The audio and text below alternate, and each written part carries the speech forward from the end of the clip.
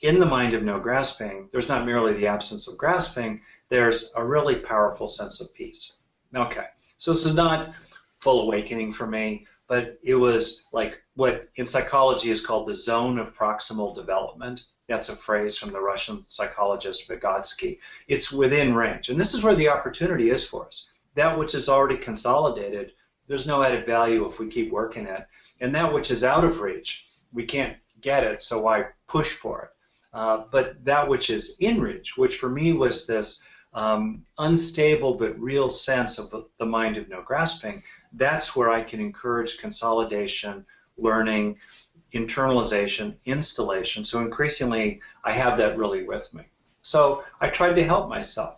Stay with that felt sense, not just move on to the next paragraphs in the article, but to appreciate this was a moment that was valuable for me and to let it sink in.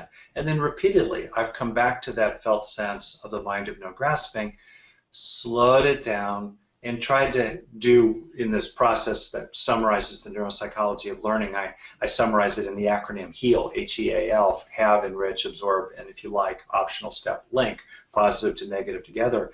In this particular case, I'm really trying to absorb what it's like to have a mind of no grasping and let it land, give myself over to it so it really lasts inside me. In other words, I'm trying to not just, there it was, I had that activated moment, that mental state of the mind of no grasping.